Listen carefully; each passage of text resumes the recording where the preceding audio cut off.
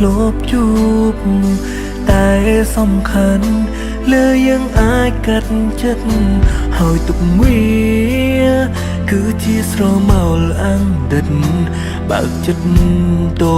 ទួលយកអ្នកថ្មីពេលខ្លួនឯងចាប់ផ្ដើមស្នេហ៍នាងក្រោយសូមត្រឹមឲ្យម្នាក់នឹងស្មងភៀងក្តីតែគិតខំរុំគេក៏ប្រែដងដៃអួយវ័យបន្សល់ឲ្យយើងត្រឹមទឹកភ្នែកតើនៅលើលោកនេះមានមនុស្សស្មោះតែរឿងក៏មានតែមនុស្សដែលចិត្តអាប់រៃមនុស្សដែលធ្វើឲ្យគេយំឲ្យគេទឹកភ្នែកស្ទើររត់ថ្ងៃហេតុអ្វីលោកីមិនដាក់តោចង់ឲ្យលើលោកនេះមនុស្សក្បត់ស្លាប់អង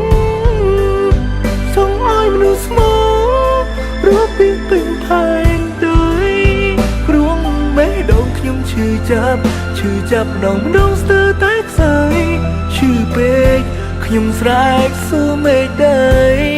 តើមានមនុស្សស្មោះដែរទេ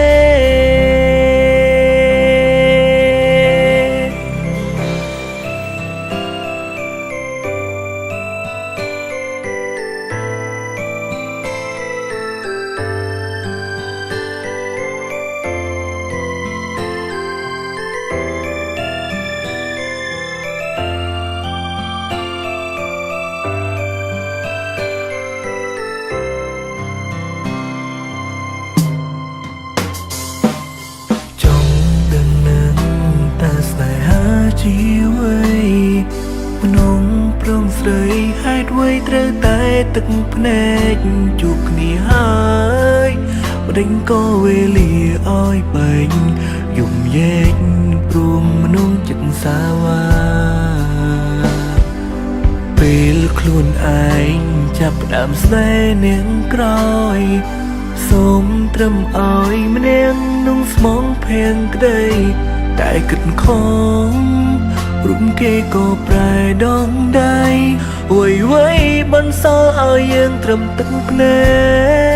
ក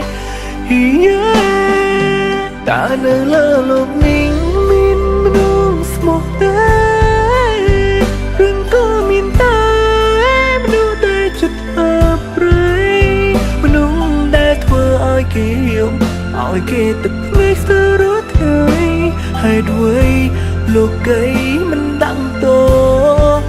ចង់ឲ្យលើលោកនេះមនុស្សក្បត់ស្លាប់អង